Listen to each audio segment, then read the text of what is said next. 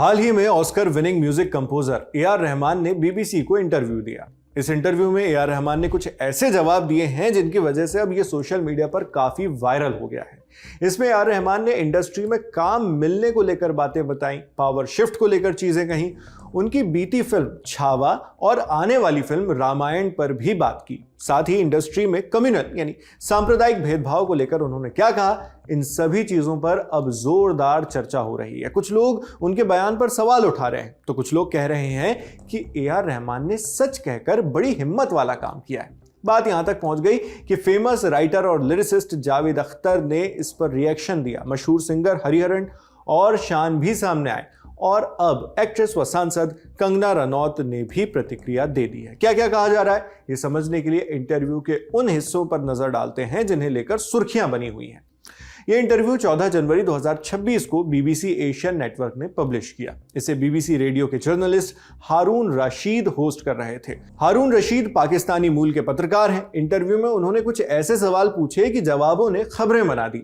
मसलन बीबीसी ने ए.आर. रहमान से पूछा, आज भी मैं देख रहा हूं कि हिंदी फिल्म इंडस्ट्री में काफी भेदभाव मौजूद है, खासकर उन लोगों के खिलाफ जो महाराष्ट्र से नहीं है, जो वो भाषा नहीं बोलते। आज भी बॉलीवुड में तमिल कम्युनिटी के खिलाफ भी काफी भेदभाव है। इसलिए मैंने आपसे पूछा कि 90 के दशक में कैसा माहौल था, क्या आपने कभी ये सब फेस किया? इस सवाल पर ए.आर. रहमान बताते हैं कि उन्होंने ऐसा कुछ नहीं देखा। इसी में वो कुछ लाइंस हैं जिन पर चर्चा हो रही है। सिंगर कम म्यूजिक कंपोजर रहमान ने कहा, शायद मैंने नहीं फेस किया, शायद मुझे ये सब पता ही नहीं चला, हो सकता है खुदा ने ये सारी बातें मुझ तक आने ही नहीं दी। मैंने खुद के लिए कभी ऐसा कुछ महसूस नहीं किया है। लेकिन पिछले 8 सालों में क्योंकि शायद इंडस्ट्री में पावर शिफ्ट हुआ है, जो लोग क्रिएटिव नहीं हैं अब वही लोग इंडस्ट्री में पावर में है, वही डिसाइड करते हैं। हो सकता है ये सांप्रदायिक चीज भी हो शायद, लेकिन मेरे मुंह पर कभी नहीं किया गया। हाँ, मैंने सुना जरूर, जैसे कानाफूसी और अफवाहों वाली बातें होती हैं कि ये हुआ, उन्होंने आपको बुक कर लिया और दूसरी म्यूजिक कंपनी गई और उसने मूवी की फंडिंग कर दी और अपने 5 कंपोजर्स ले आए। तो मैंने कहा, ओह ग्रेट, मुझे तो आराम मिल गया, मैं अपनी फैमिली के साथ चिल कर सकता हूं।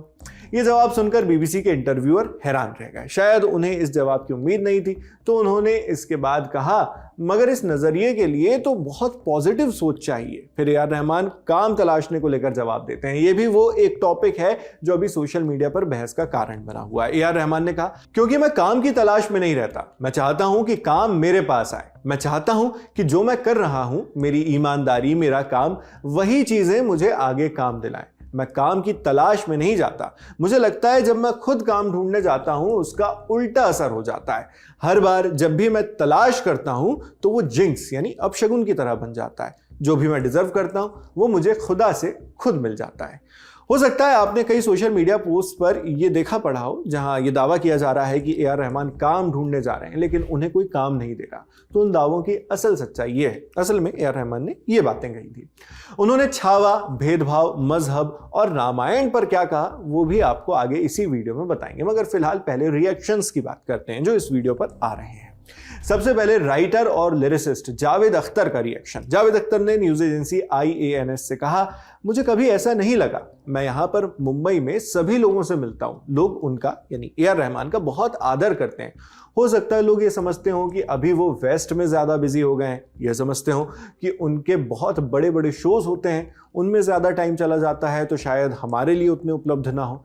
रहमान इतने बड़े आदमी हैं, छोटा मोटा प्रोड्यूसर तो डरता भी है उनके पास जाने से। लेकिन मुझे नहीं लगता कि इसमें कोई भी कम्युनल या सांप्रदायिक एलिमेंट है।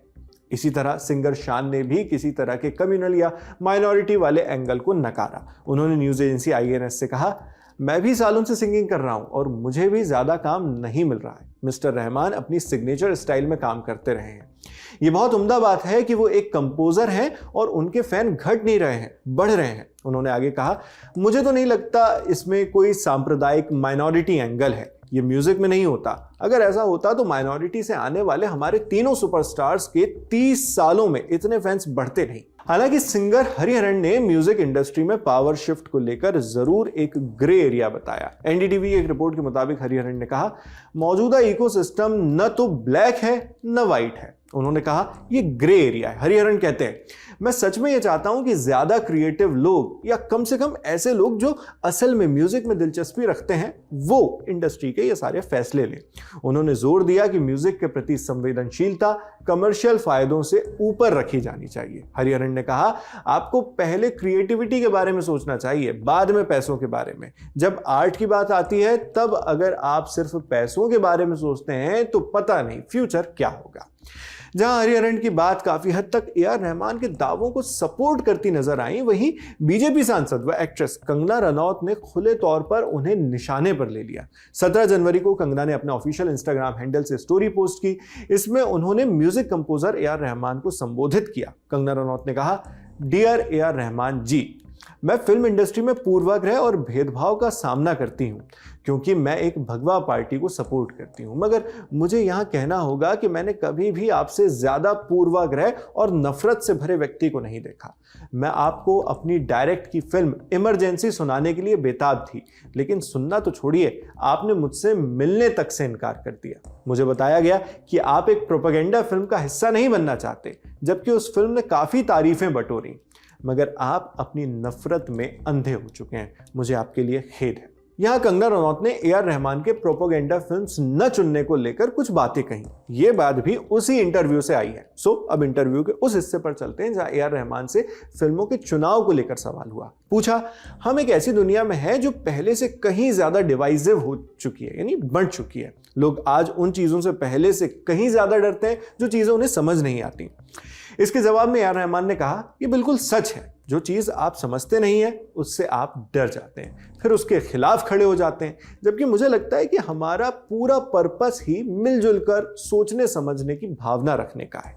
कोई भी इंसान जिसने मजहब को सच में अमल में लाया है वो कभी भी बांटने वाली बातें नहीं करेगा, क्योंकि मेरे हिसाब से धर्म से आगे असली सच्चाई है। ये सब तो बस रास्ते के हिस्से हैं। इस पर इंटरव्यूअर ने क्रॉस क्वेश्चन किया कि क्या अब आपको अपनी चॉइसेस को लेकर ज्यादा सचेत रहना पड़ता है, क्योंकि आज ये समझना काफी मुश्किल हो गया है कि किसी फिल्म की असल नीयत क्या है। इसके जवाब में ए.आर. रहमान ने कहा, ये सही है, ये बिल्कुल सही है, और कुछ मूवीज वाकई गलत नीयत से बनाई जाती हैं। मैं ऐसी फिल्मों से बचने की कोशिश करता हूं। तो यहां उन्हें टोककर छावा फिल्म का सवाल किया गया। हारून रशीद ने कहा कि वो फिल्म भी तो लोगों को बांटने का काम करती है, छावा की बात कर रहे हैं। तो ए.आर. रहमान ने हामी भरते हुए कहा कि जी, वो यानी छावा डिवाइसिव है। मुझे लगता है कि उसने बांटने पर कमाई की है, लेकिन मुझे लगता है कि उसकी मूल भावना वीरता दिखाने की थी। मैं ये भी मानता हूं कि लोग इतने भी बेवकूफ नहीं है। आपको क्या लगता है, क्या लोग फिल्मों से प्रभावित हो जाते हैं? उनके अंदर एक अंतरात्मा होती है जो जानती है कि सच क्या है और बहकावा क्या है। छावा सबसे ज्यादा माना हुआ किरदार है, यह हर मराठा के खून में है। मुझे बहुत सम्मान महसूस होता है कि मैंने उस फिल्म का म्यूजिक दिया। मैं बस इतना कह रहा हूं, मुझे लोगों का बहुत सम्मान है। लोग इतने मूर्ख नहीं होते कि झूठी जानकारी से प्रभावित हो जाएं। इसलिए मुझे इंसानियत पर बेहद यकीन है। आप जिस भी खुदा या भगवान को मानते हो, असली सच लेकिन दिल के अंदर ही है। इसी तरह रहमान की अगली फिल्म रामायण को लेकर भी सवाल आया। बीबीसी ने पूछा, आप मुस्लिम हैं और रामायण एक धार्मिक ग्रंथ पर आधारित फिल्म है, तो क्या आपके दिमाग में कभी ये बात आती है कि शायद कुछ लोग नहीं चाहते आप इसमें शामिल हो? इस बात से ए.आर. रहमान ने इनकार कर दिया। उन्होंने कहा, नहीं, मैं एक ब्राह्मण स्कूल में पढ़ा लिखा हूं। हर साल वहां रामायण महाभारत हुआ करती थी, तो मुझे पूरी कहानी पता है। ये कहानी इस बारे में है कि कोई इंसान कितना चरित्रवान हो सकता है, कितने ऊंचे आदर्श हो सकते हैं। लोग बहस कर सकते हैं, लेकिन मैं हर चीज को वैल्यू करता हूं। रसूल अल्लाह ने भी कहा है, अच्छी बातें जहां से मिले वहां से सीखो। मुझे लगता है हमें छोटी सोच और स्वार्थ से ऊपर उठना होगा।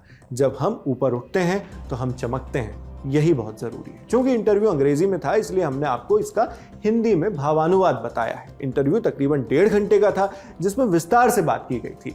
हमने उसके कुछ ही हिस्से आप तक पहुंचाए हैं। उन हिस्सों को अलग अलग पार्ट से मिलाकर जो सुर्खियों में बने हुए हैं, जिन पर तरह तरह के दावे किए जा रहे हैं। अब ए.आर. रहमान ने असल में क्या कहा था वो हमने आपको बता दिया है। वो उन दावों से कितना अलग है जो सोशल मीडिया पर किए जा रहे हैं, हमें कमेंट बॉक्स में लिखकर जरूर बताएं। और ये भी बताएं कि इस मामले पर आप क्या सोचते हैं। मैं हूं शेख नावेद, कैमरे पर प्रशांत है, और जिन साथी ने इस वीडियो को एडिट किया उनका नाम भी आप डिस्क्रिप्शन बॉक्स में देख सकते हैं। देखते रहिए लल्लन टॉप।